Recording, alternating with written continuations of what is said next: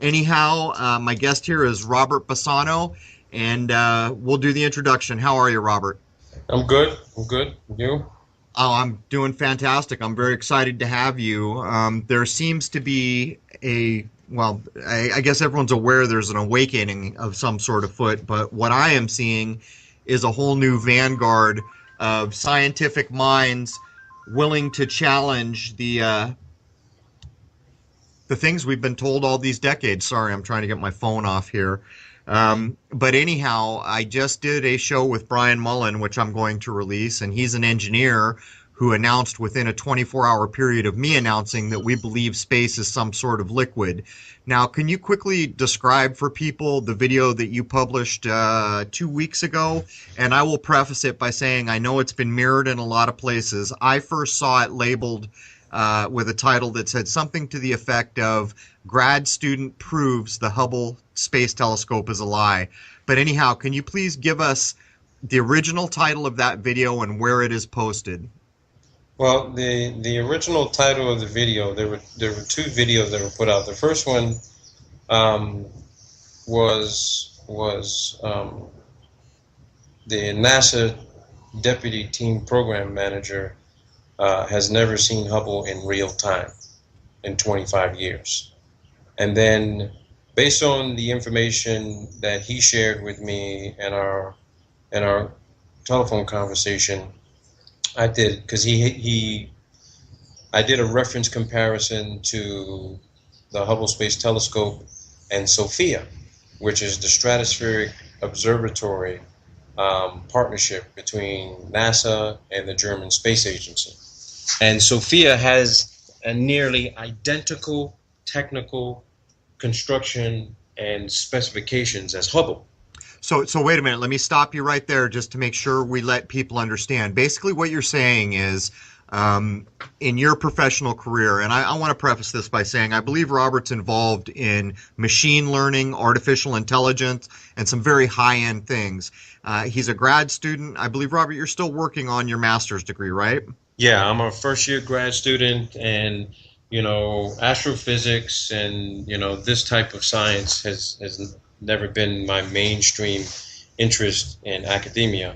My undergraduate education is in the area of intelligence, intelligence research, but it brought me to this area. So I'm pursuing a graduate degree in systems engineering, and conducting the research on developing advanced systems regarding machine learning, neural networking, took me to the area of image processing, whereby I started looking into working on a research paper into advanced image processing of objects in the sky, and allowing a machine to actually autonomously identify particular objects, to tell you what the structure was, the composition, distance, so on and so forth. Which is what got you looking at the purported Hubble images, correct?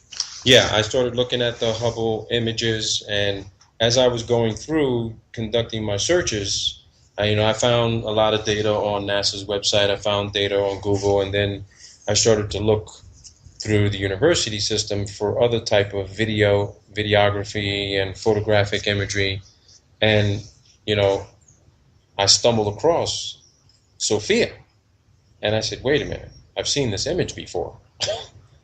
And that's when the comparative analysis I was conducting with the images from SOFIA's website and Hubble, and I started matching up identical photos. So then I started looking into the background to see, okay, when were these photos taken? And I found a few particular photos where SOFIA took the same images as Hubble on the same exact day.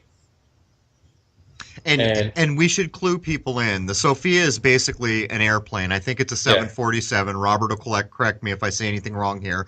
But what I was beginning to point out before Robert started describing this is what Robert discovered was that, for lack of better terms, there's basically an identical telescope on the SOFIA.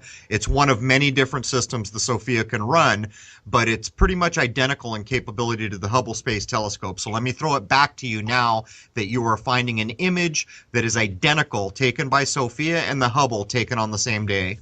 Yeah, the image in question was the MG84 supernova. Um, I found images that were taken by both assets, both telescopes, on the same day. As a matter of fact, there were three photos. There was one taken from a ground observatory, there was one taken from Sophia, and there was one taken from Hubble, and they were all on the same day. And interestingly enough, the image from Sophia was better clarity. It was higher definition than the one from Hubble. Hubble's supposed to be at 330 plus miles, um, above the ISS, 100 miles above the ISS, and Sophia is flying at 45,000 feet, and a special purpose 747 flying at 500 miles plus an hour. And that's when I started digging into Hubble. So I was looking at a lot of the information. All the information I obtained was off of NASA's website. I went through their website, with as best a fine-tooth comb as I could possibly find, and I went on to the human spaceflight section of their website, and I found out, I pulled up STS-31, and it had some data in there, and it showed a photo of current director Charlie Bolden as the mission commander for STS-31. And in the caption of the photo, it says, "Here is Charlie Bolden, inside the shuttle in the cargo bay, fixing all of the spacesuits. The EVA was canceled for this mission, and they were carrying the Hubble." So I'm thinking, wait a minute, the EVA was canceled for the mission, meaning no one went out there to literally push Hubble out into orbit. So there's no way the STS would have gotten to 330 miles. So, and then I started looking a little bit deeper, and I'm like, okay, let me see if I can find some videos on YouTube. Every video you see on YouTube, even put out by NASA, it shows, the launch on April 24th, 1990. It shows, space activity inside the STS with them talking about it.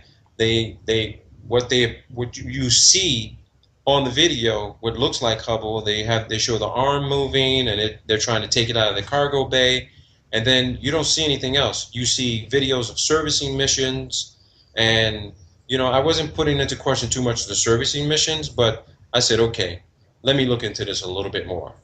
So then I discovered an international database called FAI, the Fédération Aéronautique Internationale. It's FAI.org. And this organization existed before NASA. They were created, I think, in the 1940s. Theodore von Karman, and if no one knows who that is, the Karman line was named after him. He and a bunch of other physicists and scientists got together. They had this big conference in Switzerland, or Austria, I think, and they wanted to define where space actually begins. And they collectively agreed that they were going to put out an international standard of where space actually began, and they decided it was going to be at 100 kilometers, which is 328,082 feet from the surface center of the Earth. So, and that is dubbed the Karman line, right? That's dubbed the Karman line, yes. So that's the reference that you just made of the name Karman. Okay, go ahead. Yeah, so give or take, that could change a couple of thousand feet, because you have the solar cycle where the atmosphere expands and contracts. So there could be a time during the solar cycle where the atmosphere expands, and you may have to fly at a higher altitude, maybe 330,000 feet, maybe 340,000 feet, who knows? But, if you're going to trust the data that you see on telemetry with NASA, I'm going to tell you here right now, you can't trust that data, because it can be spoofed. It can be faked. You can put in the software programming, and it shows you what you believe to be the telemetry data, but there's no way to actually definitively verify that's where they actually have gone to. But interestingly enough, the DoD classifies space at 80 kilometers, which is about 262,000 plus feet. Now, NASA, I'm not sure if they're determining space to be 262,000 or 328,000.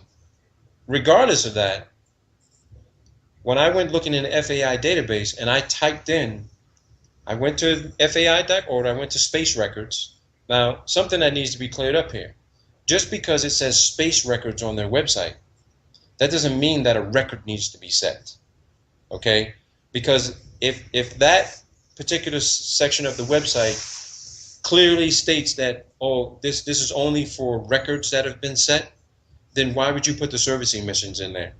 Because there are a lot of missions that were done, that were initiated by NASA, where there was no record set at all. You know that if someone traveled at a distance, someone else broke that record. There's records broken all the time. But you keep the older records in there. Now, Hubble technically was supposed to weigh 25,000, I've seen a different weight of 27,000 pounds. It's 43 and a half feet tall, okay? And I think it's about 43, give or take. Put it this way, there was about a foot and a half, maybe 2 feet of space inside the cargo bay of the shuttle, meaning that the Hubble would have barely fit inside of this thing, okay, in the cargo bay of the shuttle. When I go type in STS-31, no results, okay? So I type it in different, no results. I typed it in different, 3 different ways. So then I type in the name of all of every single crew member for STS-31. No one's name popped up, no results. Then I said, okay, I can't find this. So I typed in the year, April 24th, 1990. Okay? Nothing on the Earth left the Earth in the year 1990. So is STS-31 supposedly them bringing the Hubble into orbit? Is that what that was the mission? April 24th, 1990 was when Hubble supposedly launched from Cape Canaveral and went up into space with 27,000 pound payload. So you're looking for the record of the initial launch that would have left planet Earth. Yeah, it should have set a record. Exactly. Yeah, right. But not just set a record, it's also taking the Hubble up for the first time to supposedly place it in orbit. Yeah, to place it in orbit. And this is, of course, before they discovered the mirror aberration. So then I started typing in. I just went through the entire database. I said, okay, I'm going to need to click on every single variable of this launch. We know it was a heavy payload, so I said, okay, let me click greatest mass lifted to greatest altitude. You would figure 27,000 pounds could be a large mass in 1990 lifted to the highest altitude, which was 330 miles. Yeah, you'd think. Nothing. So I said, okay, let me make a telephone call to FAI.org. Let me ask them about this, because this could just be some sort of database system error.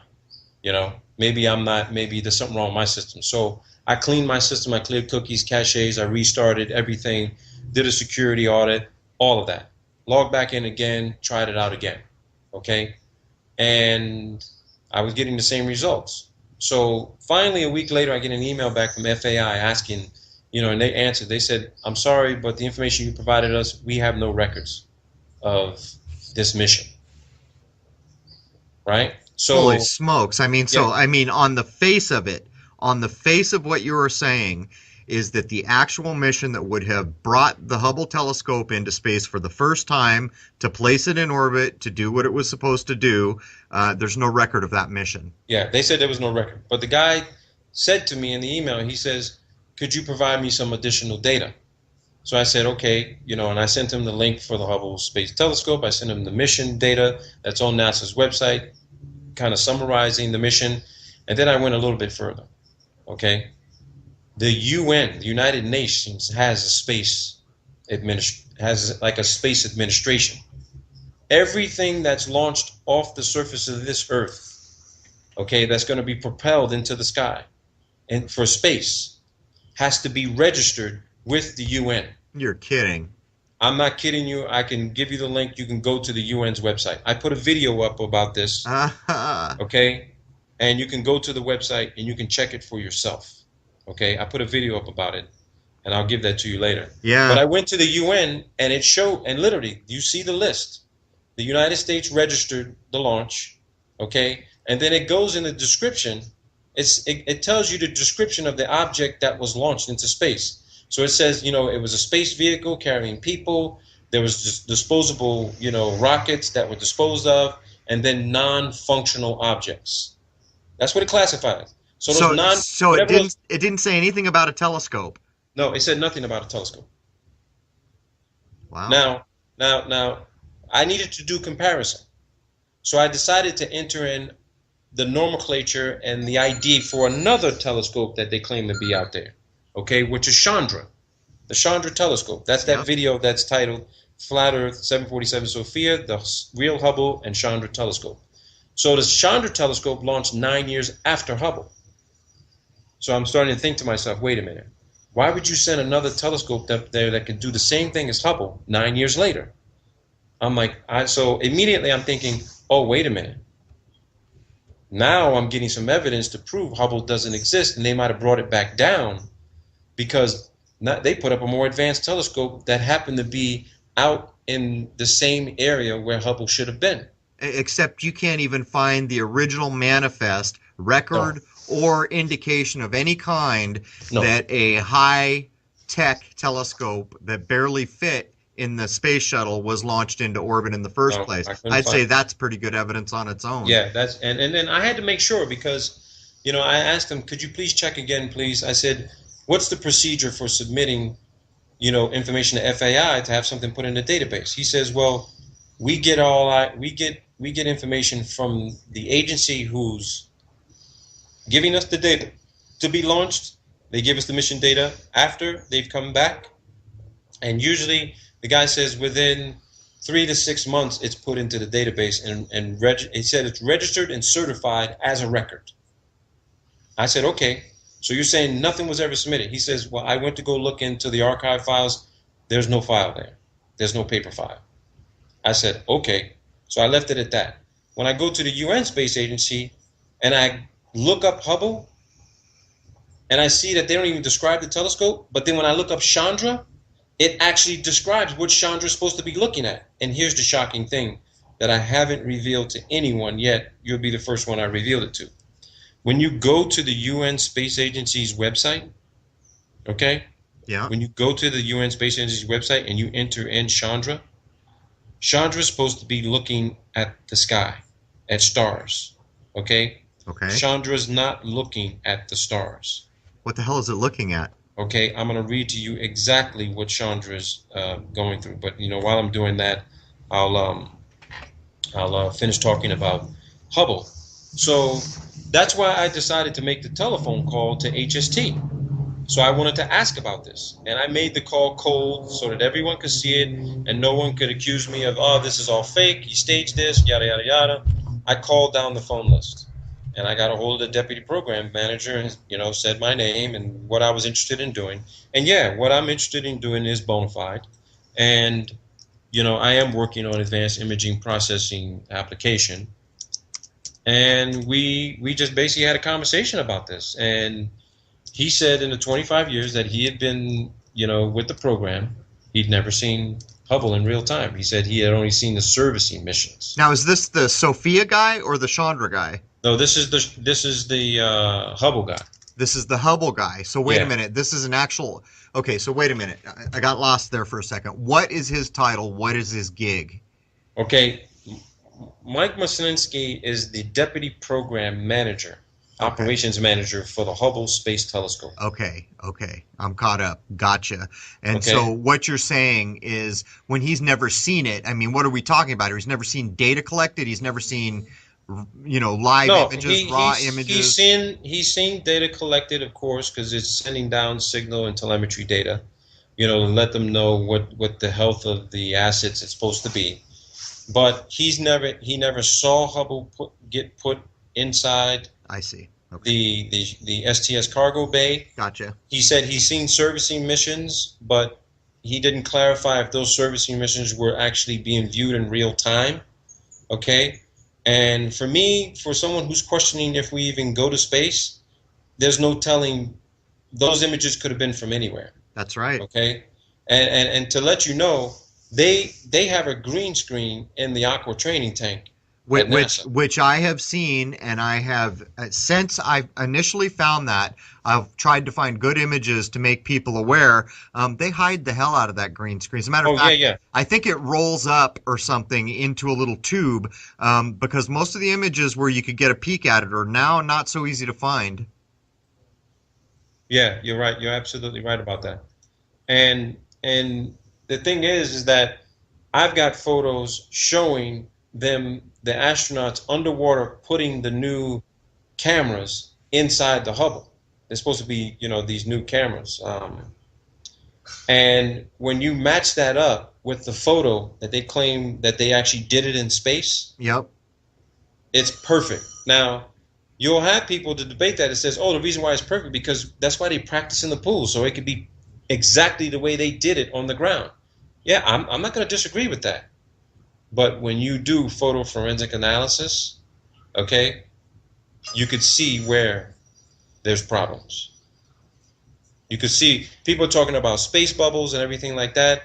That issue, regarding space, I know we'll talk about that, but heading over to Sophia on this, how I ended up talking with Nicholas Veronico of the Sophia program, and we got into details of what Sophia can do, what the telescope can do, and he says, yeah, we have a 250 micron IR capability to see things in variable wavelengths. So in other words, what he's telling you, just so people understand, is a telescope on a 747 flying at high altitude has a better ability to pick up things in the infrared than the Hubble Space Telescope does in space. Yeah, he was very specific. He said that Hubble had a 5 micron capability. I think he said it was like 2.5 to 5 micron capability at 330 miles with literally very limited atmosphere. And he said Sophia, flying at 45,000, had a 250 micron capability, flying at 45,000 feet, looking through 4 to 5 different layers of atmosphere. And not only that, I mean, you're going to end up having to bring up the damn Van Allen belts and all that other nonsense because you're looking through all that.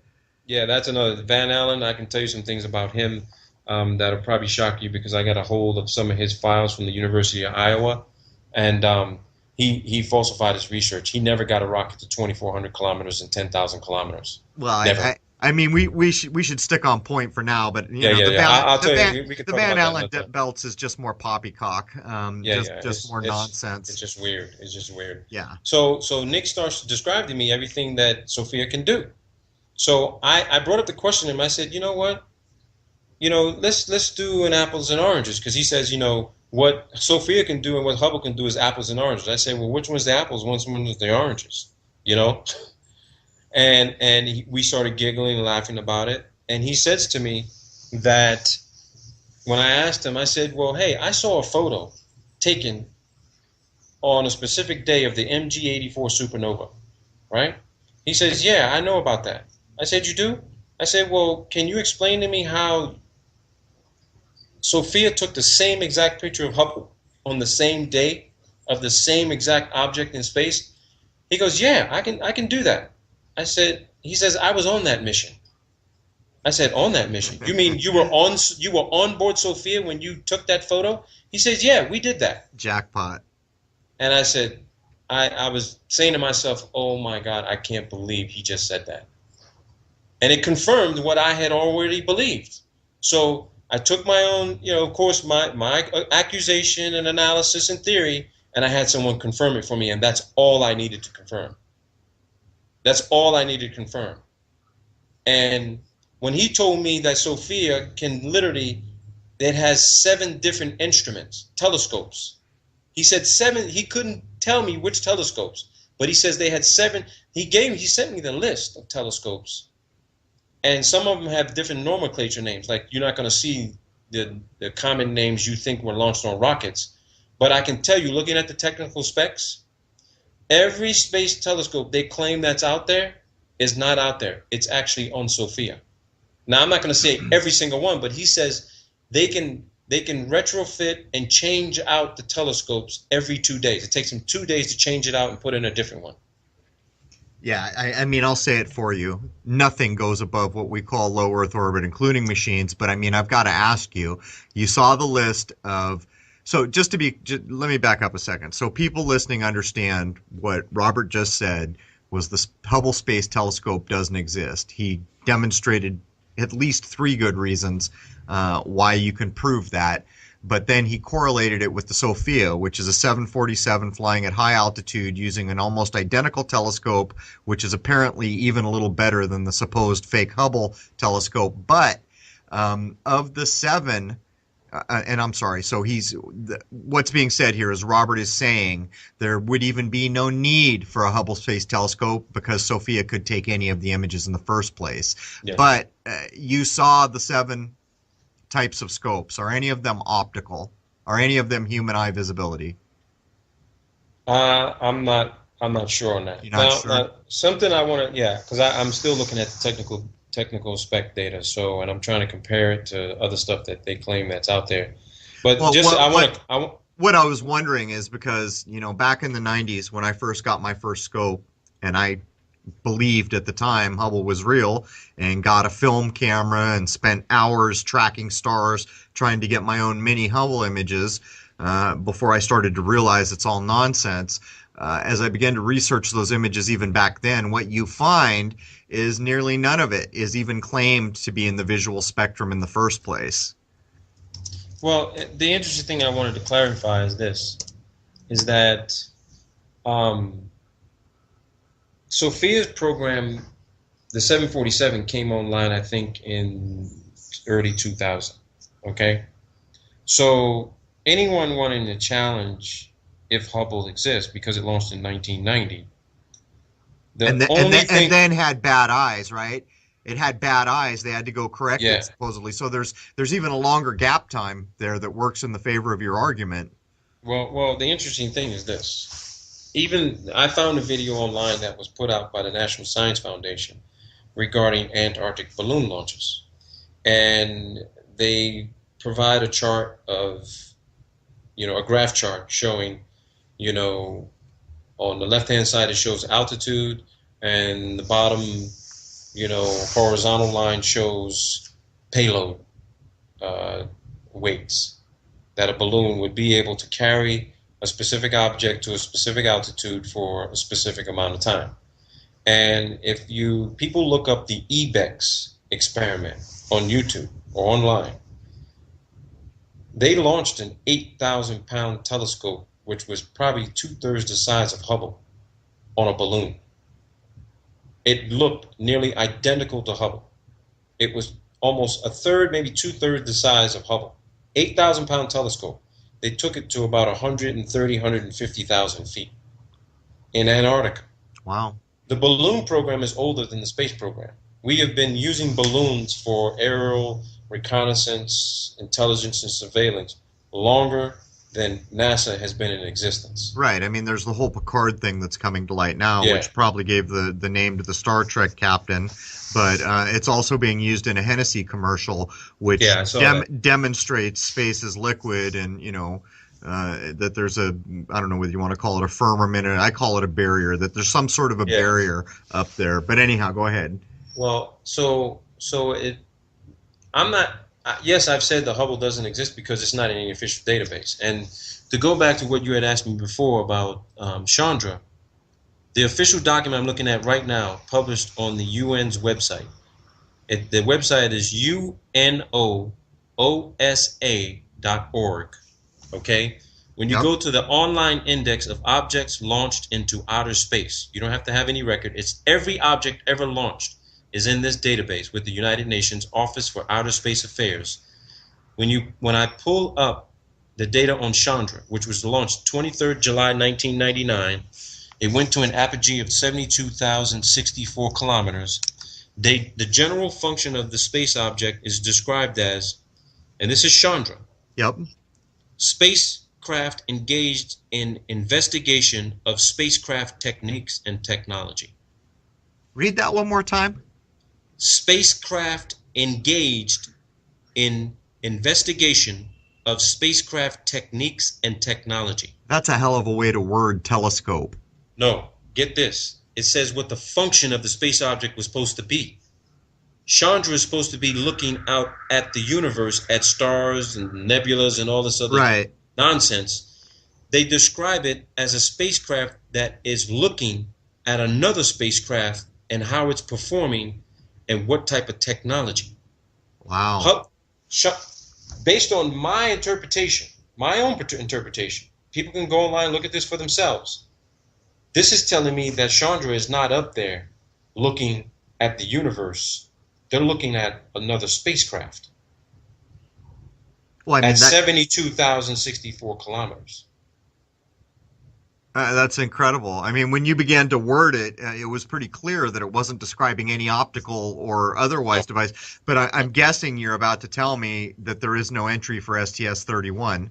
No, there's an entry for STS-31, but they don't describe it, and I'm going to type it in right now. And I'm going to tell you what they describe it as. I'm going to read it exactly as they say it. Okay, and to refresh everyone's memory, that would have been the space shuttle mission that first brought the Hubble up into orbit. Yep. Or what we call orbit, which doesn't exist, in my view. Okay, so they, and on the UN's website, they give you the external website data for Chandra, but they don't give you any external website data for Hubble. Now, so who owns Chandra? Is that a NASA thing? Whose asset is that? I think that's a NASA project. Yeah. That's a NASA asset? Okay. Yeah, that's a NASA asset. Don't quote me exact on this. So I pull up the Hubble data, and I'm going to read to you the spacecraft function. Okay? Spacecraft function. Let me see here. April, March. Okay, April 24th. This is what they classify the general function of that launch. It reached an apogee of 624 kilometers, okay, perigee of 610 kilometers, and the general function is research and exploration of the upper atmosphere or outer space. Does it have a bill of lading? Does it tell you what they were carrying besides people? No. No. So there it is. I mean, on its own, that would stand up in court. You could make the argument with that alone, if that's documented everywhere like that and not just online, that the Hubble was never even, left. And here's the interesting thing. They supposedly came back on the 30th, and they listed in the UN record, following objects achieved orbit since the last report, but are no longer in orbit as of 2400 Zulu time on 30 April 1990. And they classify the shuttle, STS-31, reusable space transportation system. And that's it? That's it. What? So, I'm sorry, that's the 30th or the 31st? What day was the launch? That was the 30th. The launch was the 24th of April. They supposedly came back on the 30th of April, 1990, at 2400 Zulu time, which they came back on the 29th. So you could say that came back that evening, and it was officially recorded as 2400 Zulu time the next day, which is the 30th of April. Well, I think anyone in their right mind would ask if you could put a 747 up there, which could be outfitted with any number of telescopes that can take images that are listed as better, higher quality than a space telescope. Why in the hell would you even go for the expense of trying to put something in space? But there's one thing that we haven't really discussed. Do you remember when Bush the Jr., the donkey man, wanted to remove or quit servicing the Hubble Space Telescope, citing that it was too dangerous to continue to do so? But there was a public outcry from the science community that didn't allow him to do it. And if I had to guess, looking back on that now, they were trying to cover their tracks by saying it was too dangerous, we can't service this anymore, and they were going to erase it from history. But everyone screamed and yelled, you can't do that. And the reason they screamed and yelled was because of all these beautiful images that were fraudulent they'd been handed.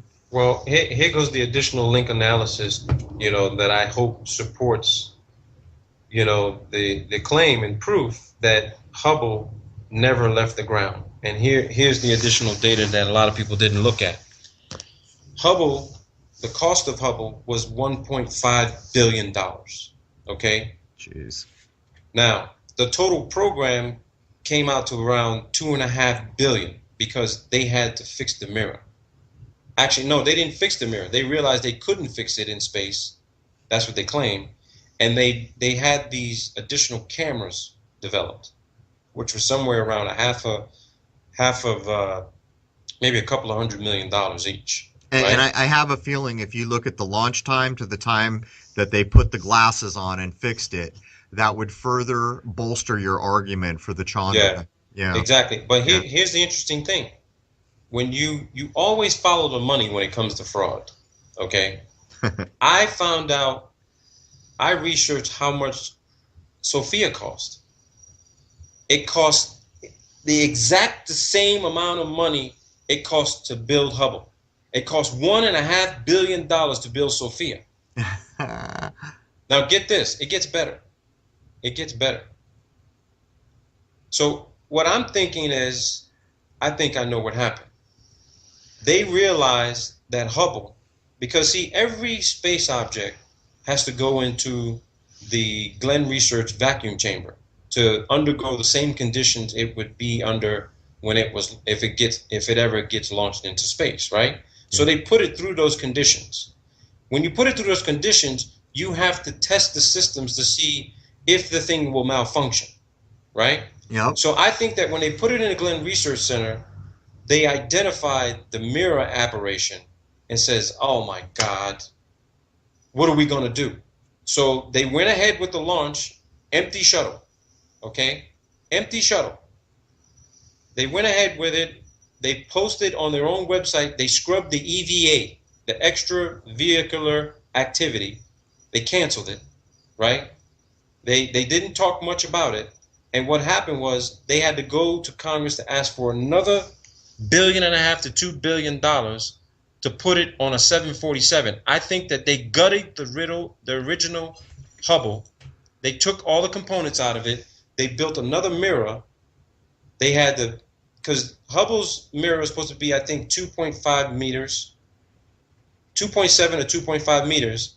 The Sophia mirror is just a little bit smaller than that, but the technical specs are identical. Literally, if you were to gut Hubble, you could look at the photos online and you would see those exact components inside that 747. They gutted it, put it on Sophia, and I don't know what's been sending them the telemetry data, but it's not the Hubble at 330 miles. And when I put together the mathematics to say, wait a minute, if this asset has no way of staying in orbit like you claim the ISS can do, because it has a propulsion system, that means if the ISS is losing altitude and gaining altitude, but the Hubble continues to degrade in altitude and it's undergoing increased atmospheric drag, based on the math and the time frame, Hubble should actually be in the ocean.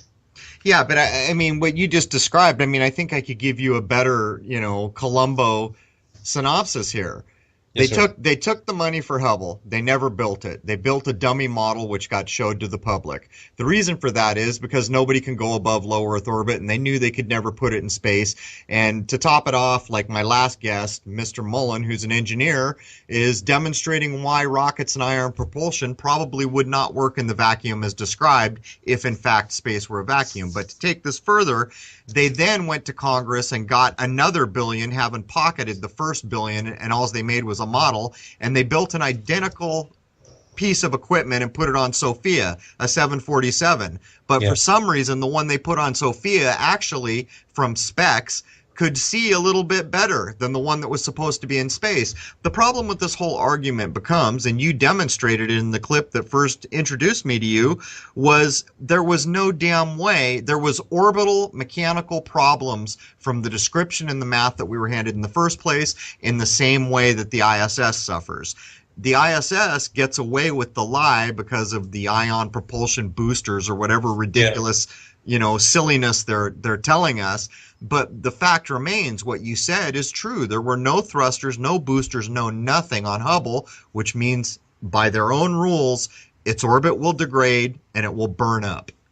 Yeah. And the thing about it is this, is that, when I said these things to this guy I was talking to about the Hubble, he said, interesting. He didn't debate saying, no, you're wrong.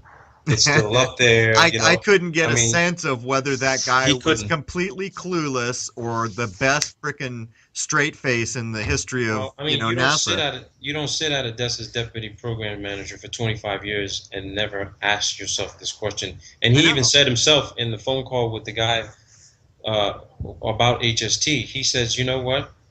He says, why would we put a camera on it? I said, listen, Police departments put cameras on bomb robots when they go inside buildings, so they Right. can look at the robot. Right. Those assets are maybe a $250,000-$300,000. Why would you not put a camera on Hubble, which Liquor is one and a liquor half stores billion do it, dollars? dude. Liquor stores do it to You know, protect their beer. I mean, come on. and then he says we don't have a need to look at. I'm like, wait a minute, okay. So based on where Hubble, you say Hubble is right now, and where the ISS is, 100 miles below it, why can't the astronauts ever turn around? They should be able to see Hubble with their naked eye, with a DSLR, maybe 400, 500 millimeter telephoto zoom lens. And I got all kinds of excuses from people who want to comment on my channel saying, "Oh, you're so stupid. You need to look at the telemetry data on this sat view, and it shows the Hubble's path. It shows the Hubble's path and ISS. They never come within a distance of each other, even see each other." I'm like, really? Then how is it that you can see the moon 250,000 miles away with your naked eye from ISS, but you can't see Hubble that should be within 60 to 80 miles across the Earth? Oh, come on, it's ridiculousness. I mean, it just none of the explanations could stand any sort of serious weight to why it wasn't in the international database. See, the people at NASA says we don't manage the database. I said, yeah, I understand you don't manage it, but you want to tell me why your servicing missions? When you go search the servicing missions, all of them are in there except 2. So why would you put the servicing missions in the international database, but not the actual primary mission where you say you put something up in the sky that's 27,000 pounds? And what makes matters worse, you know how heavy Chandra was 9 years later? Chandra was twice the weight of Hubble, 50,000 pounds. And they say that this thing is actually in the sky. They said that they were able to launch something 50,000 pounds, twice the density and weight and mass of Hubble. But when I went into the international database, guess what? Chandra's not in there either. Oh, you're kidding. No, Chandra's not in the international database. Well, I mean, this just keeps getting better and better. I mean, that when you began to read the definition of Chandra, it was pretty clear to me that we're not talking about any kind of an optical device or any kind of a telescope in the first place. But the other point I would make is the International Space Station astronauts don't seem to be able to see anything. They can't see satellites. No. They can't see the Hubble. But all those supposed 10 to 20,000 satellites, a good number of them have cameras. So to even try to make the argument that, oh, the ISS astronauts can't do it, well, there's any number of 10 to 20 damn thousand satellites that are armed with cameras, we are told. Yeah. So and here's the thing: if we're doing intelligence, surveillance, and reconnaissance and mapping the Earth, right, why wouldn't you want to have a real-time photo view? And if there's 13,000 objects below or above the ISS, why when you see the ISS live footage, you can't see a school bus size object whiz past the ISS? And not only that, it's got panels, so it's going to reflect sunlight at certain attitudes. Well, the interesting thing about it is this. I was told, and here's the excuse I was given, Crow. I was told by the HST guy, I said, can you see the Hubble with a telescope? He says, no. He goes, but you could see it at night when the sunlight hits it and it reflects sunlight. I said, whoa, wait a minute. And it dawned on me, because I didn't question him about this at the time. How is it sunlight can reflect off of the Hubble at nighttime? Do you see the ridiculousness in what I just said? How is the sunlight reflecting? How is the sun reflecting light off of the Hubble at nighttime? Because you're suggesting that the orbit is so low that there would be no direct path to sunlight. Is that what you're suggesting? Exactly. But you're suggesting that, giving their globe model, which, I mean, we won't even bother to go there for now. But see, I mean, this is what I constantly tell people, that these frauds and these hoaxes and these lies die under the weight of their own details. But, I mean, when you consider that an identical, not only that, 7 telescopes go on the 747 called Sophia. And I had looked up what Sophia means. It's an ancient kind of occult name, but anyhow, I've forgotten. I got to think of it.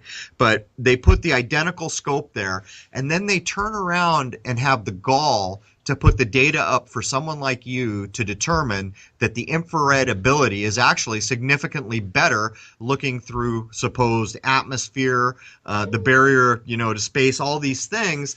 None of it makes any sense. None of it. Yeah, it doesn't make any sense. And when you put them in a position to question them about it, I had to do the phone call because there was no way someone was going to literally be willing to talk to me about it and go through this Socratic method of reasoning and logic and literally say, oh my God, I've been sitting here 25 years and this thing is really not there. I've been lied to. That's among the greatest YouTube phone calls I've heard. There's a couple up there where people are calling the hoaxes like the Pulse, nightclub BS. But when I heard your phone call and that you had the fortitude to record it, that's one of the better phone calls I'd ever heard, because for some years now I have been stating flat out, ain't no Hubble Space Telescope, ain't no nothing space anything. Nothing is going above low Earth orbit. The problem here is I did it through observation and deductive reasoning, and then taking apart the encoded memes that reside in media and language till I was absolutely satisfied to 98% that what I was saying was correct. What you have now done, what Brian Mullen is now doing, are standing up as very well-educated men of science and challenging what you've been handed, breaking the old paradigm of men of science or a club and we go with the party line. When you guys stand up in the way that you are, in the way that Brian Mullen is, it's going to change the world. Because people are going to probably at first have a problem with what you're saying. Probably scientists are going to have a problem with what you're saying. The ones that are worth their weight in anything are going to go do the detailed work that you did, that Mr. Mullen did, and they're going to come to the same conclusions. I mean, if I asked you point blank right now, does the Hubble Space Telescope exist? Did it ever exist in space? I'd say no. Do you think it's demonstrable? Would it stand up in a court of law, in your opinion? Not that I'm faking like you're a lawyer. Well, here's the thing. I actually have a background in law. I was a pre-law student at first, and I'll tell you something. What I know about doing mock trials in classroom is this. The burden of proof would be put on NASA because I would present all of this evidence, and their motion in mitigation, I would file a motion to compel the court to force them to produce visual real-time evidence that Hubble is where they say it is. And I can guarantee you they will say, Your Honor, we can't produce that evidence. And when the judge says, why can't you? Don't you have something up there? Mr. Bassano has developed a crowdfunding effort to pay for the resources to reallocate of a camera that you say you have up there that can be retasked, take a picture of it, and here's $10 million. They will tell you, well, sir, can we go in the chambers and talk to you about this? That's what would happen. Because the excuses I've been given, none of them hold up. None. And here's the thing. I just searched FAI again. Do you know that when I didn't type in any mission in particular, I typed in Space World Records, greatest mass lifted to greatest altitude. Do you know what the greatest mass was? What? It was STS-6 in 1983. It was 20,477 grams. Okay? What? It was much? It was 27,477 grams. Okay. In 1983. It was STS-6. It was the greatest mass lifted to the greatest altitude. Okay? Yep. And it was a data and relay satellite. Guess who was on the mission? Story Musgrave. Of it was course. the Challenger orbiter. Now, you want to know what the altitude was they reached? Okay? Yeah. According to NASA, it went to an orbital altitude of 184 miles. Hubble was supposed to have gone to 331 miles. So you tell me how it is the greatest mass NASA recorded in the international database was a tracking and data relay satellite. Right. And what about Chandra? Chandra's not in there. Well, what I'm Chandra's saying not is you said yeah, Chandra Chandra was was 50,000 yeah, pounds. even bigger. 50,000 pounds. And Yeah, it's all when you do the weight nonsense. conversions, when you do the weight conversions from kilograms to pounds, you know, 27, let's just say 28,000 kilograms, that's 61,000 pounds, Damn. right? And Chandra was 50,000 pounds. You know, these things should be in the database. Well, Yeah, so yeah, I mean, Chandra, you're just piling on at this point. There's no record of the damn launch. And not only is there no record of the launch, there's no record of a cargo that fits the correct description. no, And not only that, even though the Chandra is listed, its description does not describe a telescope. no. It says looking at another space. It's investigating another spacecraft technology. So is it looking at Hubble? Is it looking at the ISS? What is it looking at? Well, I Because it's guarantee not it's pointed at not, the yeah, I sky. guarantee it's not looking at either one of those two things because those two things are not in space, Yeah. I And would if say. all you have to do is check the servicing missions. Some of the servicing missions are in the international database. Why you put the servicing missions there? And here's another question I had asked. I said, wait a minute. I said to him, if they were servicing the Hubble, okay, did the Hubble come down? Did they wait for the Hubble to come down into an altitude that the ISS, that the shuttle could grab it?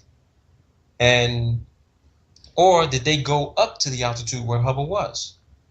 There was an inconclusive statement on that one. But, Well, what are you implying? Are you implying that the orbit for the Hubble was higher than the ISS is ever supposed to well, go yeah, over? well, we've never seen the shuttle go higher than the ISS. I see. Okay? I mean, there's been missions where you see the ISS flipped upside down and it's looking down at the ISS. Yeah. Okay, I'm not going to debate that. My point being is this. When I asked him, okay, so wait a minute, when they capture Hubble, it has no propulsion system. It's supposed to be flying at 17,000 miles an hour. How are they pushing Hubble back up into its supposed orbit? Because according to the laws of physics, a body in motion, put in Tends to stay in motion, motion. stays in motion until Right. there's something that stops it. Yep. So if they pushed Hubble back up, wouldn't it just keep going? And he didn't have an answer. He says, no, it just stays there. No.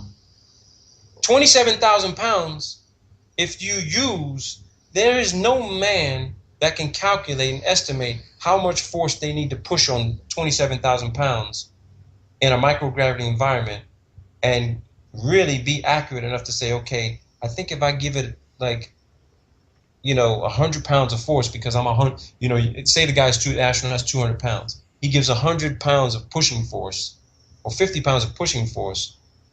27,000 pounds is going to, if it ain't got nothing to stop it, it's going to keep going.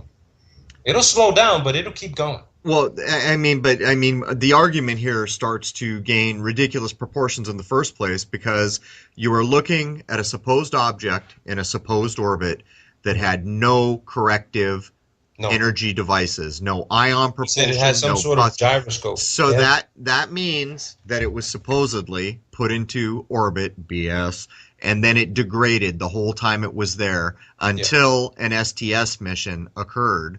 But anyhow, we're getting close to the top of the hour. I need to get my little dog out, as so many who listen understand my little dog's a heart patient. But when we come back, and I don't know if you want to talk about this, when we met earlier briefly, we talked a little bit about the laser moon incident. Is that something you can address, or is that a little too hot to handle? Well, I can generally address it, but I'm not comfortable telling you what the document is or what the data says because I'm still working to clarify and verify a few things. Then why don't we come back and generalize it with the caveat? But I can discuss that with regard to the moon because there was some data that I do have to provide a little bit more clarity on where the moon really could be. Okay. All right. Well, there it is. We have Robert Bassano. That's the first hour of CROW777 radio podcast. Again, I'm not sure. This is going to probably be episode 13, but it could be 14 or 15. I'm going to probably try to get this one out first. We'll be back in just a few minutes. Robert, I'll see you roughly 5 minutes, and we're going to come right back with some pretty stunning insight about the moon. So there it is. All right, good first hour. I'll do a quick intro back into the second hour. We're talking to membership now of people who are members on CROW777 Radio. Free speech rules in the second hour. YouTube can kiss my butt. They have nothing to do with it. So anyhow, here we go.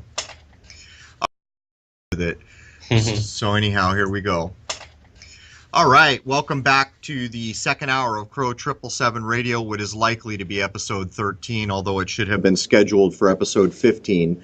I have Robert Bassano, and we're going to pick up again, having just declared that the Hubble Space Telescope is nonsense, absolute nonsense. And what Robert has done here has brought the first quantifiable data that backs what I have been saying for quite some time. But anyhow, we're going to jump in here now and talk a bit about the moon. And it's a bit astonishing. And while I'm not sure how much, maybe none of the source is going to get revealed that is the basis for this conversation yet, we'll put this caveat. Maybe as time progresses, Robert will release that data or information that at least begins to better fill in the blanks about the origins of what we're going to talk about. But as many have followed me understand, I initially, I don't know how long it's been now, a couple years anyhow, have been, maybe even 3, have been stating that the moon and the sun are not the distance we've been told. At one point, I did a thought experiment using Google Earth to demonstrate that the listed naked eye crater, Aristarchus, which is less than 40 miles in diameter, is supposedly visible to us from almost nearly 250,000 miles away. Using Google Earth, I demonstrated that at 40,000 feet, we can no longer see an object that is 40 miles in diameter. But anyhow, Robert, welcome back to the second hour. Thank you. All right, so earlier today when I first met you, having had a friend track you down after I heard the tape of your conversation with the gentleman who spent 20-some years of his life working at Sophia, we were talking about a very interesting piece of data which starts to back up my statement that the moon is not the distance away from us we've been told it is. Yeah, and without having to go over the data that I actually have, it's not my data. It actually belongs to a particular organization I'm not going to mention right now, but they have the capability to view objects in the nighttime sky in the clearest skies on Earth. But doing the collateral research, I confirmed some of the things that I had been saying before, when I was putting out videos, that when you take the data from NASA claiming that the surface temperature of the moon is a consistent, somewhere around 250 degrees in the sunlight and minus 250 degrees in the shade on the dark side, I said, okay, wait a minute, that temperature is consistent. So based on some other data that I got regarding atmospheric sciences, because they send up sounding rockets, all sorts of devices up on balloons to gauge, what the temperatures are from the troposphere all the way up to the thermosphere. Okay, and then beyond that, I just learned yesterday that they don't even use the term exosphere, they use heliosphere.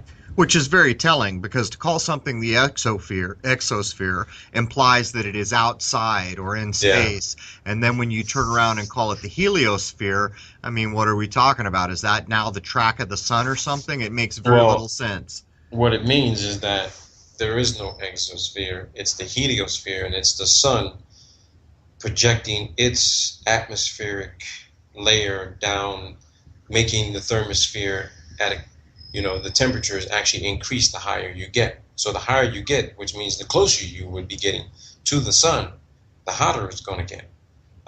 Yesterday, we found out when we had a conversation with the Soho team that the temperatures about 1,000,000 miles away in the Lagrange zone, they're saying that the temperatures have been recorded around 5,800 degrees Kelvin.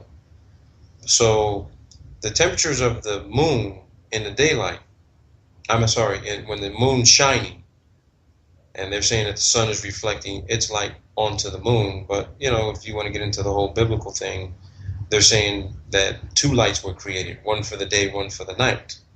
And then I've heard theories from other people saying that somehow there may be a plausibility that the sun is actually recharging the moon to get the moon to light up at night. So I'm looking into that. But with regard to the consistent surface temperatures, which are identical on opposite ends of the spectrum, that temperature is consistent in the middle thermosphere between 150 to 200 kilometers, give or take. Okay? I want to make that clear. Those temperatures are consistent to the middle thermosphere, which is between 150 to 200 kilometers.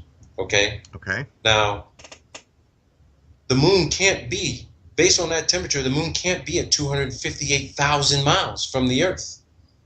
So when you look at those surface temperatures that NASA's claiming, and you look at what the temperatures are consistent in the thermosphere, based on the data I recovered later from another agency, they shot a laser in 2014 during a supermoon event where the moon was large and it was close, okay? Yep.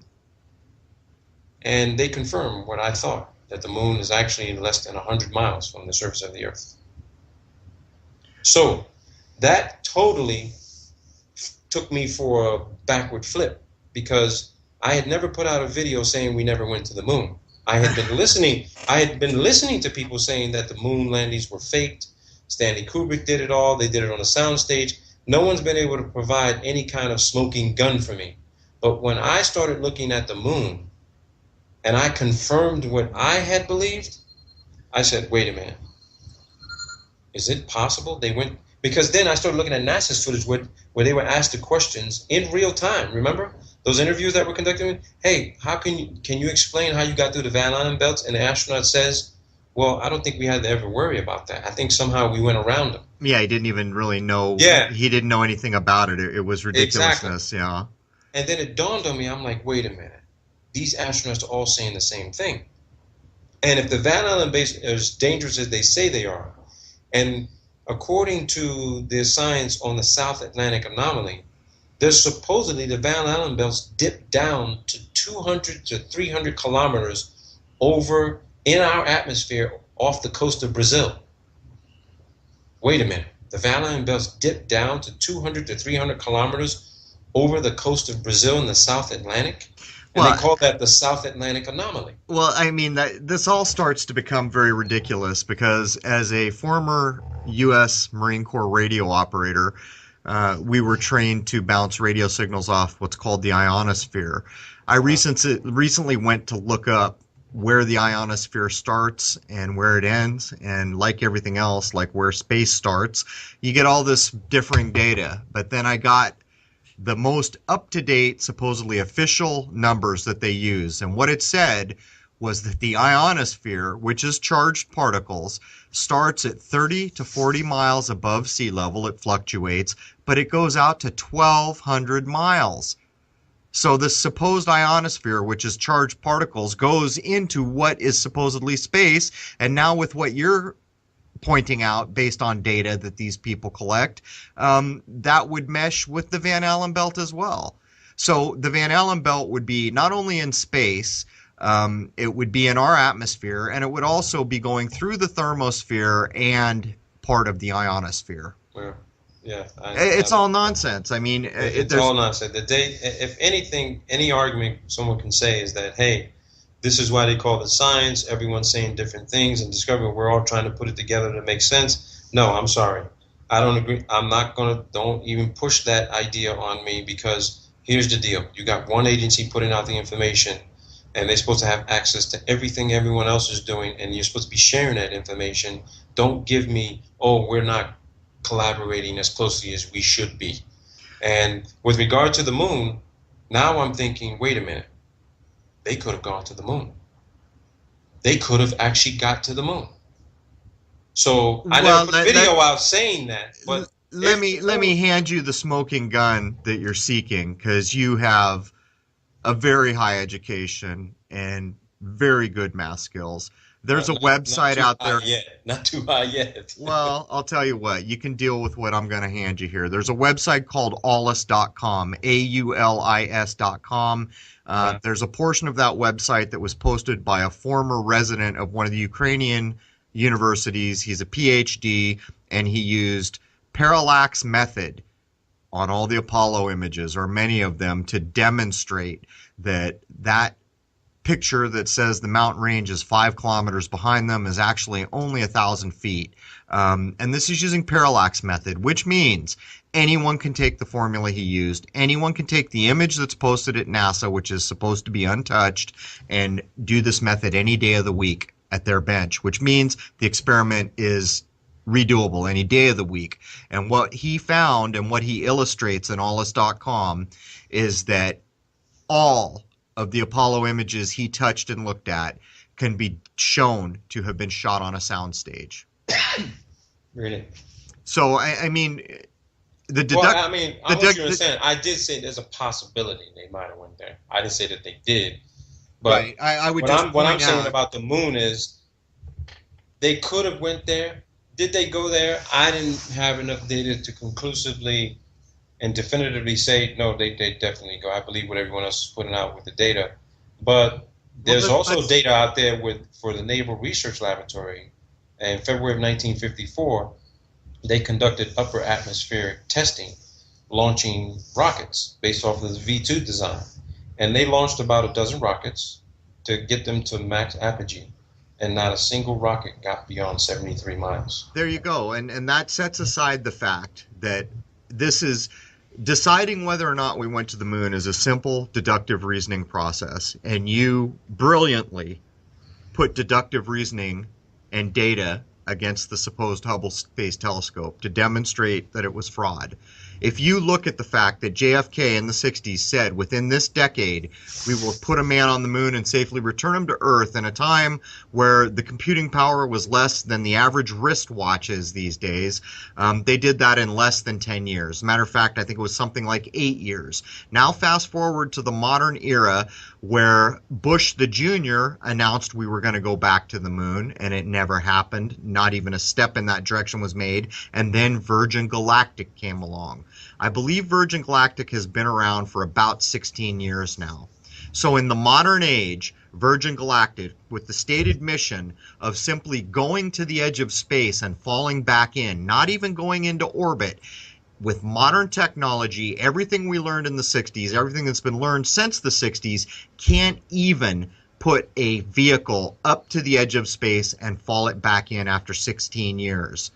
And as you just pointed out, those rockets not going above 73 miles begins to illustrate a very strong picture for the fact that there is a hard, fast barrier somewhere around 73 to, I don't know, 90 miles up there.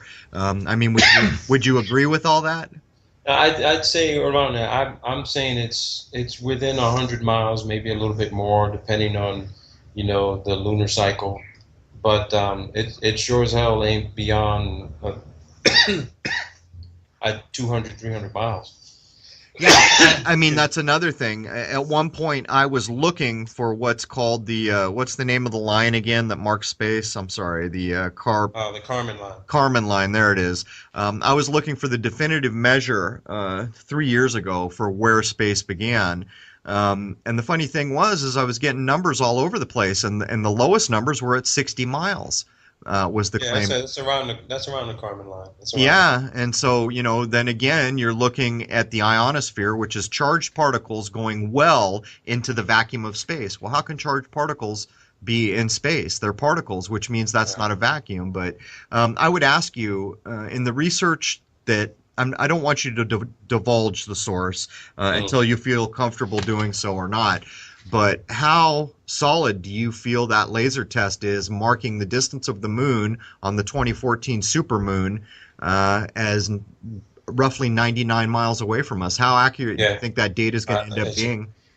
It's extremely accurate because they use that same research facility to shoot laser beams in the nighttime sky, and they say on their own website and on the video they create artificial stars. So if they can create an artificial star that's supposed to be millions of miles away, then they can sure as hell to shoot that same laser at the moon, and they did it. And it was, I'm telling you, I wish I could read it right now, but I'm not ready to put it out there. The moon is not 258,000 miles from the surface of the Earth. No, and it's a context thing. We've all been beaten to think and consider things in a certain way in a certain context.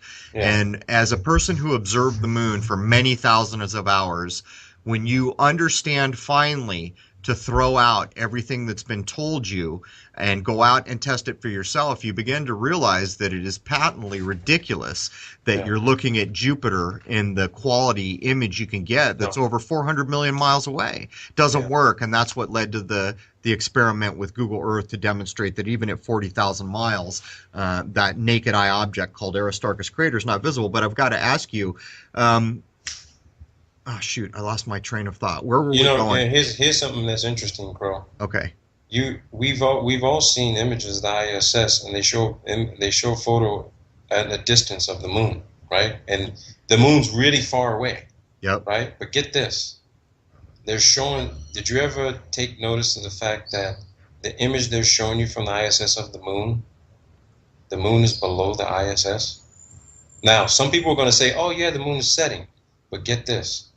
Based on what I just told you, the ISS is supposed to be at 245 miles, right? Yep. The moon should be within 100, maybe 150 miles.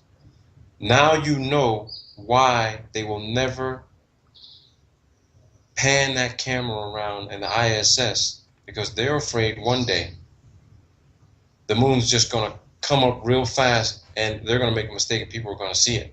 They're going to be like, whoa, what was that? Yeah, I kind of feel like we're playing both sides of the fence here because when we talk in this way, we're making the assumption that there is an ISS there.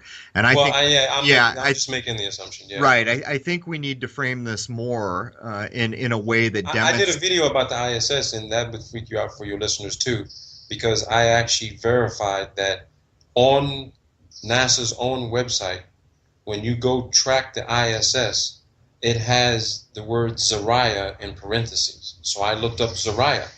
Zarya was the first Russian module launched for the ISS. So the ISS is literally one module. And it's probably 7 modules broken up on balloons, because the oscillation that the ISS supposedly takes, where it rises and lowers in altitude, is the same oscillating elevation and declination activity that a balloon takes. And I have the actual graph data to compare what the ISS does versus what balloons do, and they do the same exact thing in the thermosphere. Now that's a damn interesting thing, and here's why. There are some other people who have learned to think like human beings that I follow. Even though he's not very popular and a lot of people like to take issue with him, the Jungle Surfer has said for a long time that it's clear we can see a light up there called the ISS. It's clear we can see the scheduling of it coming around, which is true. I can verify that for myself. But he actually, in one of his videos some years ago, made the statement, how are they doing? I wondered if it could be done with a balloon. And I have been at odds with my own brain trying to figure out how that light is operating up there, knowing damn well there's no ISS to back it. So what you're saying is you can show the same supposed orbital oscillation pattern that a balloon at high altitude has already been clocked doing. The balloons, they show the actual, I've got the printed data from NASA's Wallops program, and it was dated 2014. They launched a balloon, and it was a 14-day operation. They launched it on the 14th. It went up to 150,000 feet, and then during the evening time, because of helium expands in hot weather and thermal environments, but then in the evening the balloon dropped 60 to 80,000 feet, and then during the day it went back up, and then it dropped again 60 to 80,000, 100,000 feet, went up again, came down, and the ISS is literally, when it makes its orbit supposedly around the Earth, it's literally, when you look at the real-time data on the European Space Agency's website to track the ISS, you will see in just a few minutes, you will see the ISS lose anywhere between 1 to 2 miles of altitude and go back up and come back down and go back up. That is identical to what Antarctic balloon launchers are doing. And they're also launching satellites on balloons, on a 100-foot tether. They bring them up in the sky, they do their thing, they come crashing down on a parachute, they repackage it up and send it back up again. And I contacted some guys who are amateur radio operators. They do nothing but track supposedly space assets. And I contacted a guy overseas and I said, listen, I need you to do me a favor. Here goes 4 supposed satellites in orbit. I want you to get their data. Here's their data. And then I need you to track these for 14 to 35 days. And let me know if after those time, if you've lost the signal, and tell me how long you lost the signal for. And lo and behold, it was the same amount of time that they send up a balloon and then it comes back down. Wow.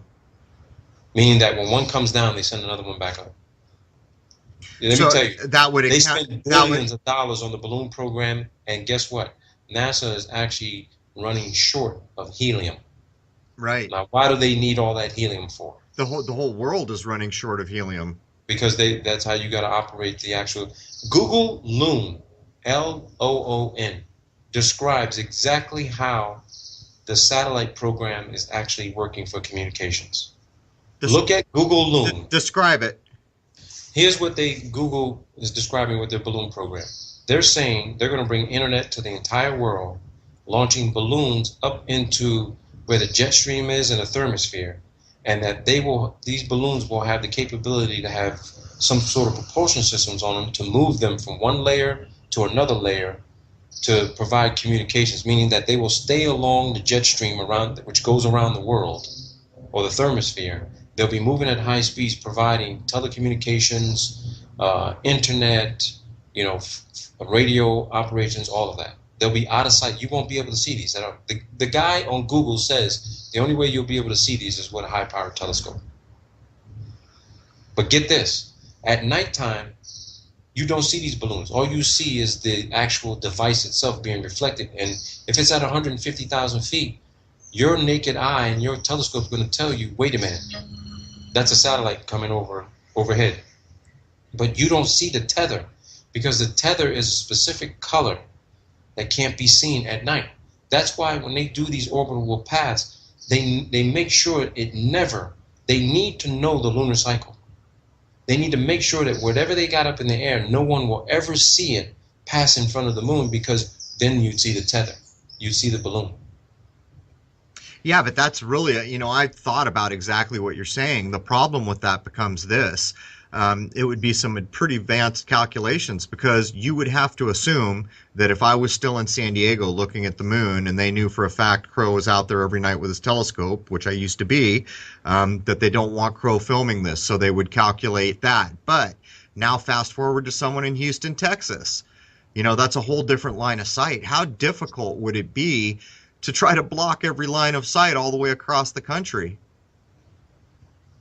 You see what I'm getting at? It would be near impossible, it seems. Yeah, but if you recorded the moon for as long as you can remember, you know that it has a set path. So you basically design these assets to take a path to avoid the moon during specific operational times. Right. Well, I got to be honest with you. I've filmed a lot of odd things. Even the thing I call the boomerang, which to me clearly looks like it's being controlled in some way. A lot of people have said it looks like 3 balloons tied together in some way.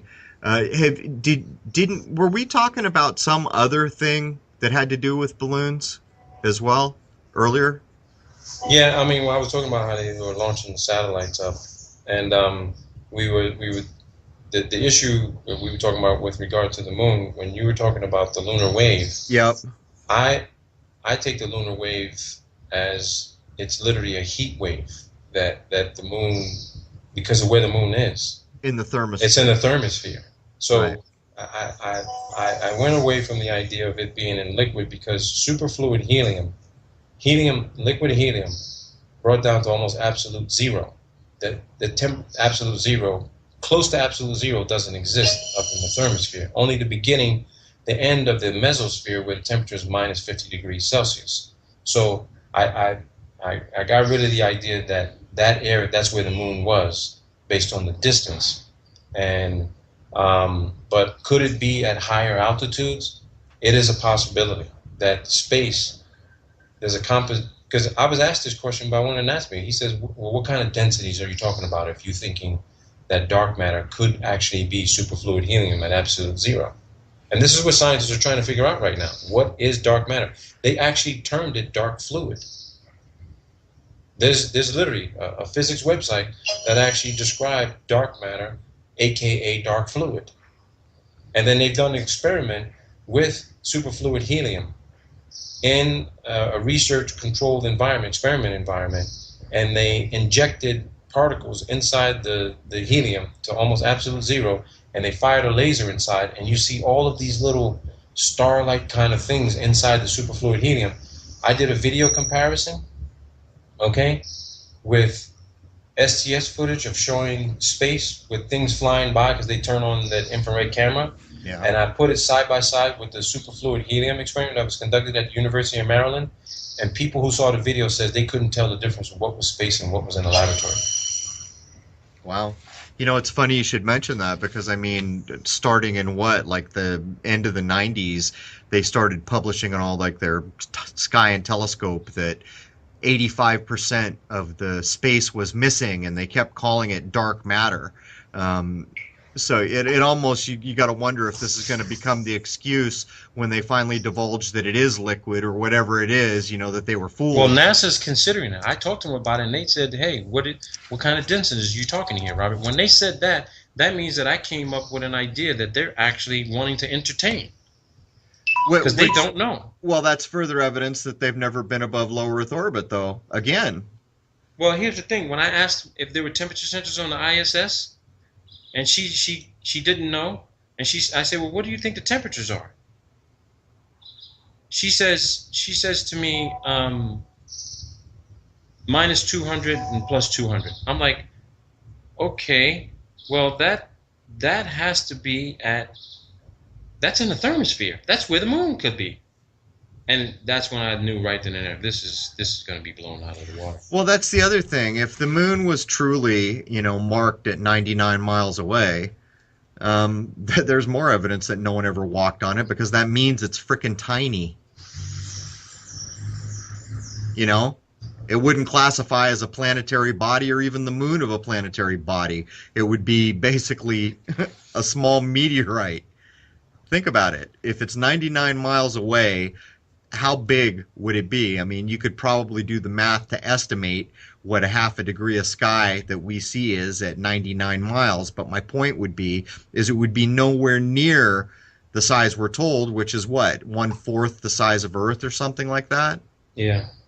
So none of it works. I mean, if you logically take it down, but you know, I'll stand on that to the day I die. The moon just simply is not as far as we've been told, and some of the data that you're uncovering here totally backs that. And Brian Mullen, the engineer, you know, he's all about the thermosphere, and his work with the thermosphere is very close to what you're saying, but he has come to the conclusion that it's probably liquid.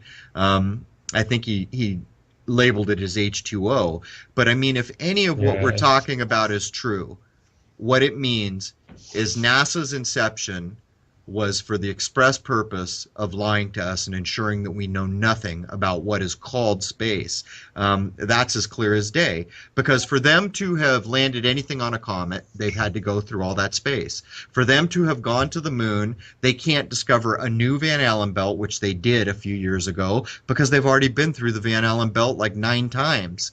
You see, all these logical deductions we can make based on the data they have given us prove the fraud in my mind. I mean, at this point, what you just told me about balloons blows my mind, because you have a 1-to-1 matching algorithm of balloons matching an oscillation rhythm that has already been shown that the ISS oscillates in the same way, right? To Yep. me, that is mind blowing. So I have to ask you, along with everything else you've said, do you accept that do you accept that there are 10 to 20,000 satellites orbiting in space? Um, Not where they classify space, possibly, but all on balloons. So that would be under the thermosphere in our atmosphere. I'd say on the edge of the thermosphere, because they do have balloons the size of football fields that can go to, from what someone told me, they can go to almost 1,000 miles. I don't know how big that would need to be, but I know that Echo One was launched on a rocket. The rocket reached its limit. Echo One kept going, and then a balloon 135 meters wide actually deployed, and Echo One stayed up in the air on a balloon for almost 8 years. Did you ever see any images of that thing? Do you have any Yeah, idea yeah, what they show what the color vintage is it? footage. What color is it? It's a silver color. So it would reflect light. Yeah, well, not only would it reflect light, but the Air Force actually described it in their radio announcement. This will be the first time that man has communicated a signal from the ground to a man-made moon. That's what they said. Wow, I didn't know anything about that, but my point would Yeah. be my equipment would easily see something like that without even using an eyepiece, just using the scope as a camera lens. I Yeah. could easily see that. As a matter of fact, my telephoto would see that. That's crazy, man. It goes to show, so many people have contacted me over the years, asking me about telescopes, saying they want to get into it, what system is the best, and all these things. But I would point out, just based on the things we've talked about here, anyone getting a decent set of optics, even a telescope that's 4 inches or so, and just scanning the daytime sky has the potential to gather incredible data. I mean, would you agree with that? Yeah, I do. I mean, we're talking, how big was that balloon again? 134? They said it was 135 meters across. That's crazy, man. Yeah, it's huge. They show pictures of it. Just type in Echo One. Yeah, They show the side. It takes up it literally takes up most of the space inside of a large blimp hangar. Yeah, I take notes as I do this because I try not to get too much keyboard tapping. I noticed in a few of my shows all you can hear is keyboard tapping, and that's kind of sucks. But is there anything else you want to cover? Do you think there are some other critical things we should touch on? And let's take a minute to talk about the lunar wave and your concepts of it. I know we touched on it basically when I first met you on the phone to see if this would be a good fit to do this show. As you know, because I know that you had been following my work for some time, I initially tried to use the language of hologram and quickly realized that was absolutely the wrong way to go. Switched over to using the word facade and then discovered that was absolutely the wrong way to go. And now, and for some time now, I have been describing what I believe the moon to be as emanating something that emanates its own light and is not a rock in orbit. You had some interesting ideas earlier, and I thought you were going to be leaning towards some kind of liquid in the thermosphere as a cause of the wave, but it sounds like that may not be where you're at. So, I mean, you've seen the wave. It's a thing that covers the moon, always in pairs. Yeah. What Well, are here's the your thing. thoughts?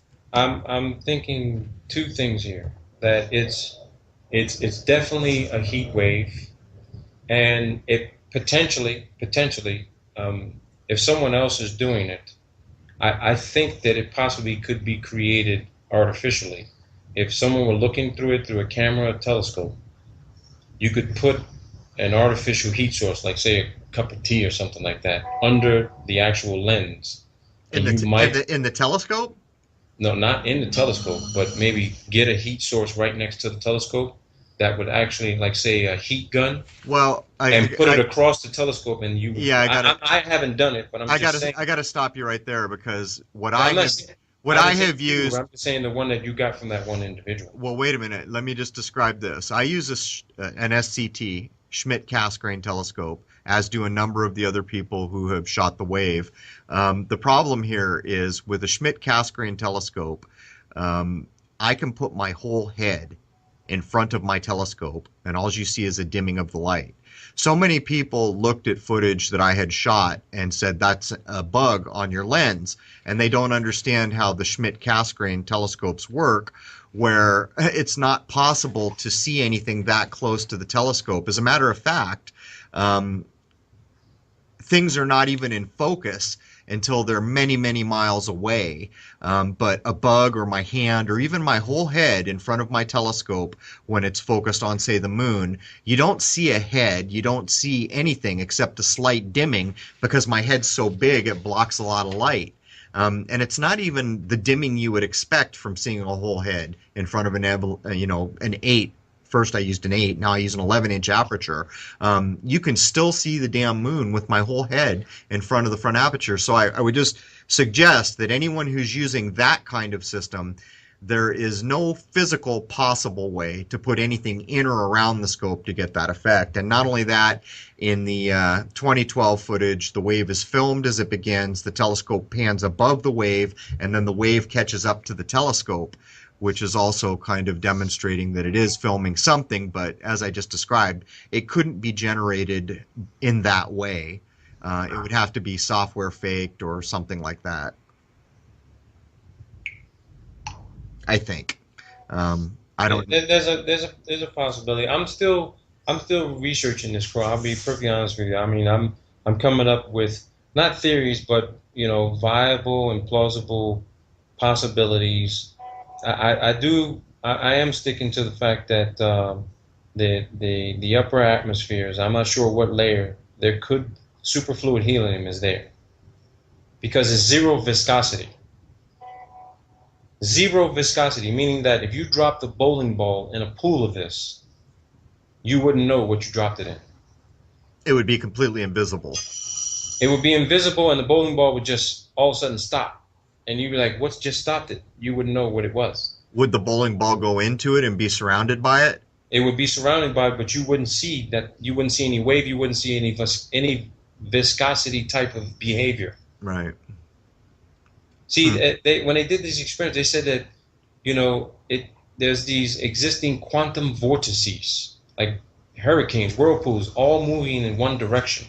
It's not behaving like traditional liquid does at almost 0 degrees Fahrenheit. It's not behaving that way. I thought maybe the moon could be in this. No, the moon's not. The sun's not. But somewhere in one of our layers of our atmosphere, that environment exists. That environment exists. And why do you think that's correct? Well, I started matching it up with what they're finding out with regard to dark matter and dark fluid. When they started calling it dark fluid, I'm like, whoa, wait a minute. What else could be combined with this to make it completely black? Where literally, because look, Vanta Black was created by Surrey Nanosystems. They created this substance out of carbon nanotubes, which absorbs 99.96% of all visible light. Astronauts claim when they get at altitude, even when you go up in a balloon, you look up at the sky, all you see is what you believe to be the sun, but you don't see the billions of stars they say that you can see from the ground, from the surface of the Earth. Now the stars, I'm sticking to my claim that the stars are actually within a specific layer of our atmosphere, because when you go up in a balloon, you don't see any stars above you, you don't see no stars below you. So they're somewhere down lower, but not reflecting outward, they're reflecting downward. The stars are reflecting downward. And they're fixed, which means they might not even be stars at all. Yeah, they're flickering, but so does a giant diamond from a distance as well. Right. Well, I think these are valid points. I think there's so much work being done that begins to show the idea that something's 1,000 light years or 100,000 light years. It's ridiculous. It's this construct that steals your ability to locate your place in the scheme of things. It becomes so overwhelmingly big, you can't get your arms around it, and you become powerless to understand your place in the scheme of things. Wherein, if they are truly lights and the moon is only within 100 miles of us, or the stars are a layer, which many artists are claiming is true, because we don't see the distance between them change as they change their apparent position. From our point of view, many artists are claiming that proves they're on a 2D plane. But I mean, are we talking about the same dark matter that started cropping up in the late 90s, where they claimed that some 80 or 90% of the known universe was made of this missing material called dark Yeah, matter? and yeah, that's interesting you say that, because that's the claim of how much water is on Earth, about 70%, and that's how much water is actually in the human body, about 70%. So I could see where Brian's going, that it's got to be some sort of water fluid type environment. But when you look at the science of fluid dynamics and start studying that, superfluid helium makes more sense than water, because when you're talking about high altitudes, water vaporizes and boils at high altitudes. It boils. It boils. So it can't be that type of water. And maybe it's just some sort of denser type of fluid environment. But the denser type of fluid environment would be superfluid helium. Now, can superfluid helium be brought back to its gaseous form? Yeah, it can. You just let it basically come back to ambient room temperature. So you would be thinking, or I would be thinking, that if in fact there was a layer up there that was made of this substance, they'd be mining it. That's true.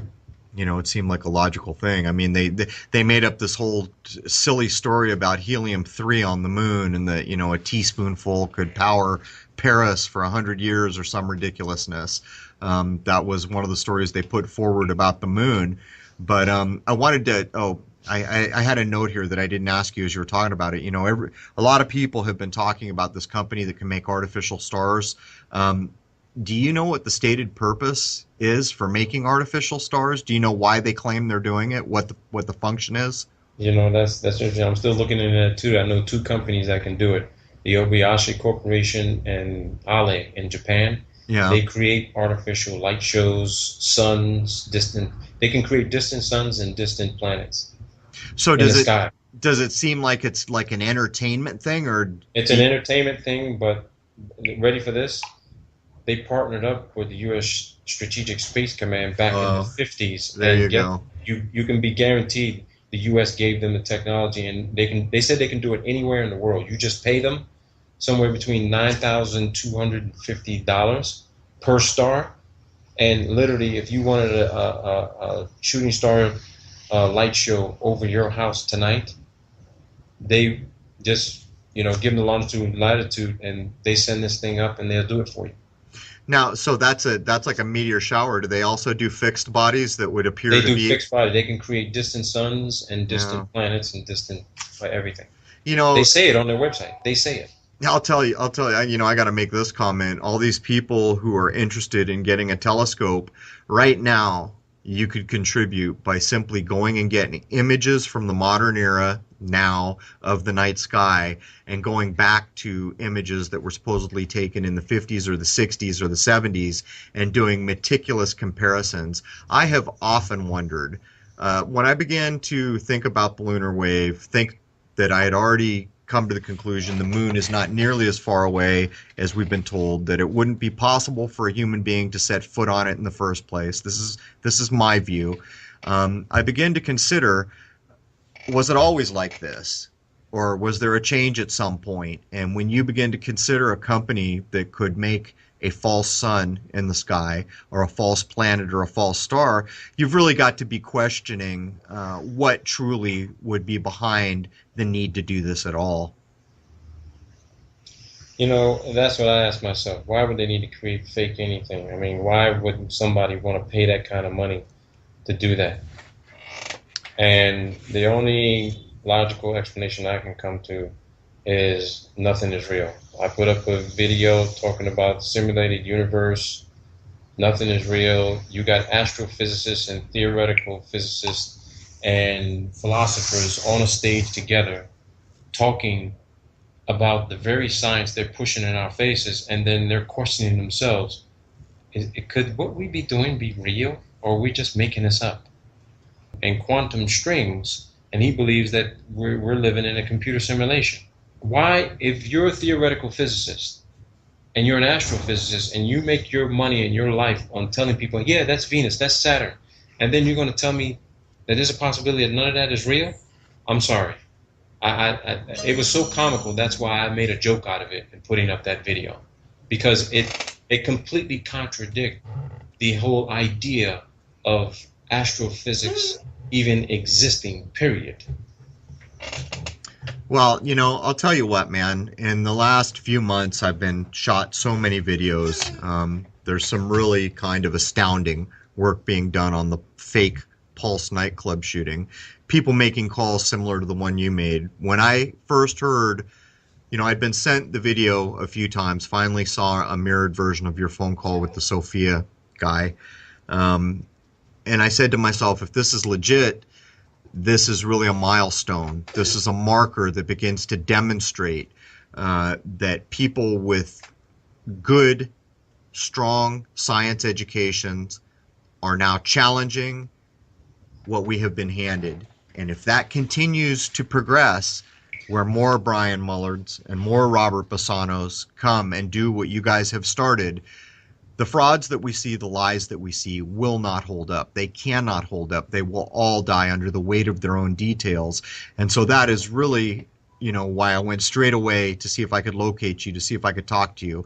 And I want people to go to Robert's channel and listen to that recorded conversation, that telephone conversation between Robert and the 23-year whatever flight director, whatever his title is at Sophia, the 747 platform for telescopes. The way that you held that conversation and how you held your own on a scientific level and how you held your own with a man of NASA who's probably very well versed in some mathematics that most of us will never even think about. But what's more is the whole time I'm expecting you to just say this is BS, this is fraud, and you don't do it. You go all the way 20-some minutes into that call before you finally say, I've come to the conclusion that the Hubble Space Telescope does not exist and that Sophia has been taking all the images. And I was just like, you know what? You know, I wanted to stand up and applaud because I don't watch movies anymore, so I don't have anything to applaud for. I do watch movies, but I think you catch my drift. But I would just say thank you for recording that and having the fortitude as a science-based individual, having the guts to stand up and challenge what other scientists supposedly have put forward as truth. We're coming to the end of the second hour here. Is there anything you would like to cover before we call this an episode? No, not really. I mean, if people want to take a gander at what I put out, it's not for all audiences, especially for those who are 18, 17 or younger. It's for mature audiences only, most of the content. I did put out some videos specifically for families regarding some literature that was put out in 1929 titled, they did some research on a bunch of children. It's called Children's Concept of the World. And these kids were asked to describe the world they live in, and the responses were absolutely incredible. They were actually far more complex and advanced than PhDs working at NASA. One kid actually described, a 9-year-old, says, how do you believe the sun actually works?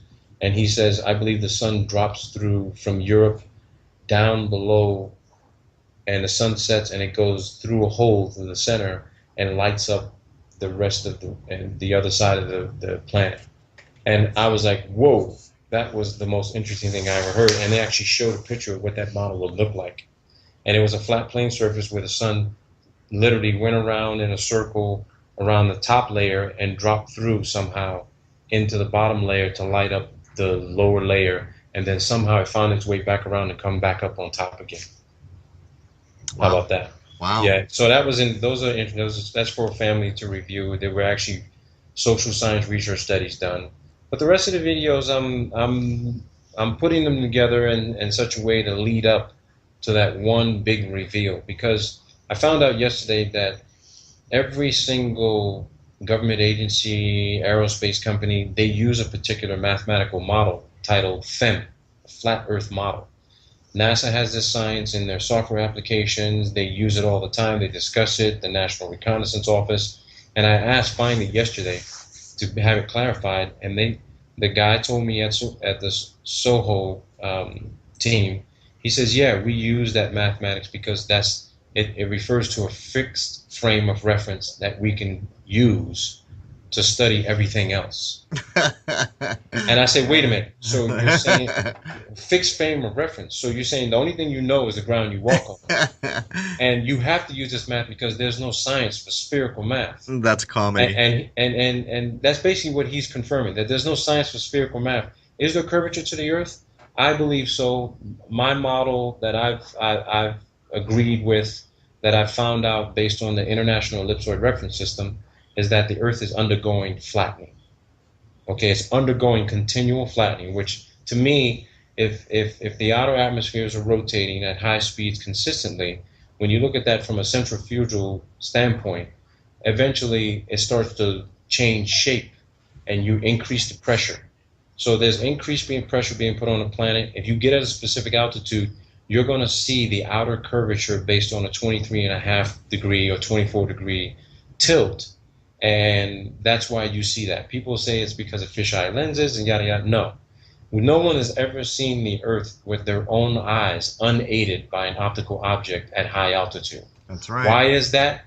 Because we're being told that if you go up at high altitude like that and you don't have anything covering your eyes or your face, you will implode. That's what they're telling us. So they've scared the hell out of us and telling us, no, you people can't go there. We need to go there in special vehicles, special aircraft. And I'm sorry, but we can't take you up there to see this. You're just going to have to trust us. And, you know, Mr. Picard did it. And he saw something. But a lot of his information is being suppressed. They don't want anyone to know. They don't want anyone to know. The Earth can't be 25,000 miles in circumference from the equator. I believe that's the internal structure of the land masses. That's not the entire Earth. I believe it to be much larger, because if they really are giving us a view at 200 plus miles, they never show you the entire Earth. No, you're never gonna. And not only that, we know that a Mercator projection map warps the size and actual shape of a continent. Many people have said it was because the ruling class in Europe wanted their tiny countries to look better. Some people have said it was done so we had straight navigation lines for ships. But what I can tell you is most people are not aware that, you know, like Greenland is something like actually in square miles 3 times or 4 times, I forget what it is, bigger than Africa. But what we see is when we look at the Mercator projection of something like South America and then look at the snapshot of Earth from supposedly Apollo 17, they look pretty close. So how is that possible? It's not possible. But anyhow, my friend, I want to thank you so much for coming on. Please quickly tell people your YouTube channel. We got to wrap up for the top of the hour. My YouTube channel is Planate Veritas. It's actually Planate Veritas, Veritas. If you search it on YouTube, you have to enter it in all capital letters. It's the Latin term for flat plane truth. All right, man.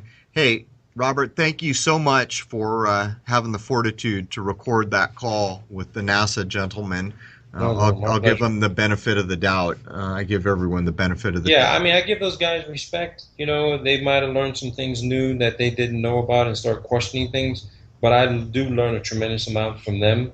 And because I've been trying to ask these questions on the university level, and I'm not getting definitive and conclusive answers that can be accepted.